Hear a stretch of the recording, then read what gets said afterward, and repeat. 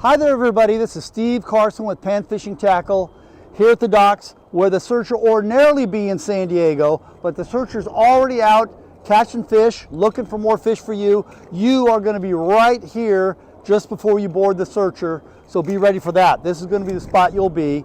And I wanted to talk about something that is a very popular way to fish, and I've gotten several requests from you guys out on the internet. I can hear you through YouTube. Yes, I can definitely hear you. We've talked about this before. People want to know, how do you fish those particular lures? And the lures I'm talking about are the very popular, you have a lot of names, dart jigs, cold snipers, etc., etc.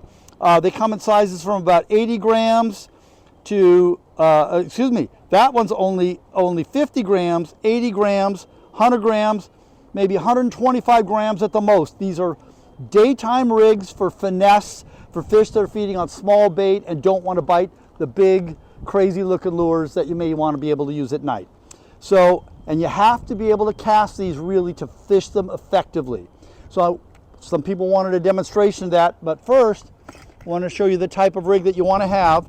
This is my Penn Fathom 30, and the way I've got this rigged up is with 65-pound braid underneath, with a top shot of 50-pound test monofilament. Now you can use 40 if you want to, but when the fish are biting a lure, they're usually a little bit less finicky than they are with live bait.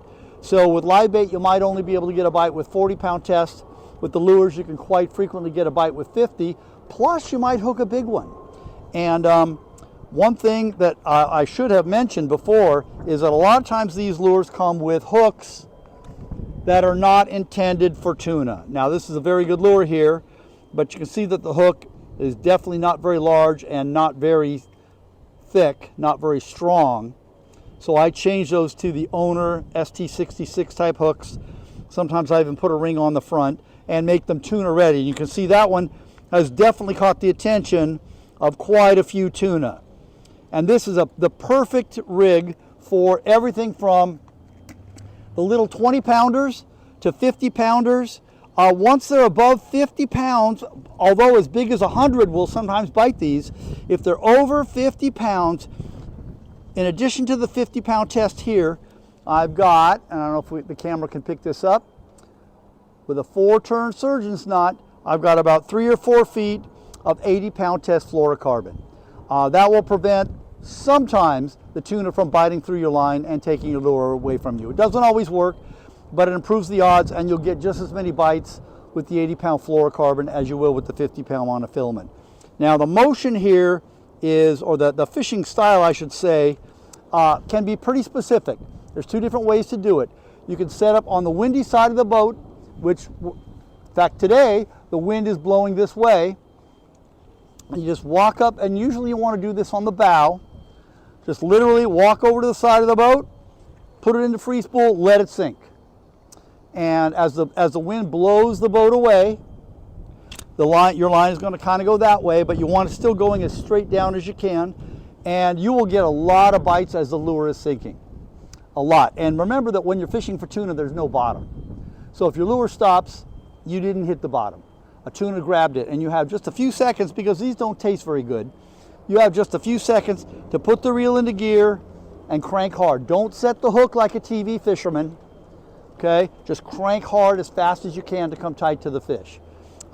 If you drop it down, and you always want to have your line marked, if you drop it down deeper than about 300 feet, now's the time that you want to start back up. Just put the rod up under your left armpit, point the rod tip down, wind it back fast.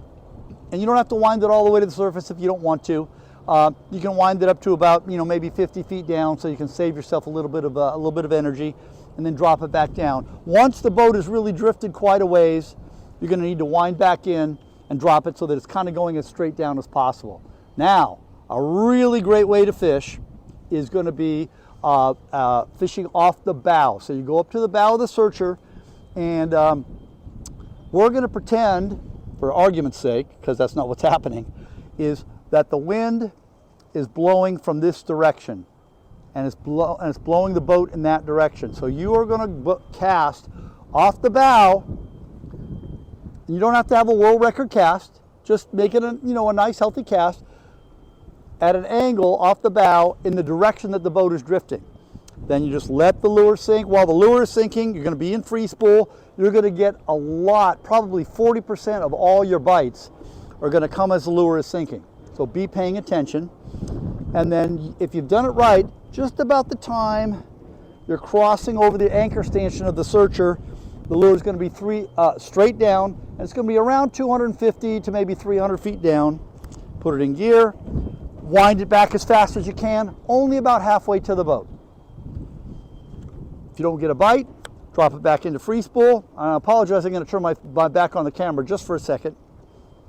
And now you're over here, you're on the windy side, and you're letting the lure sink again. When it gets down to about 250 or 300 feet, put it in gear, wind it back again about halfway to the boat. You'll probably get a bite.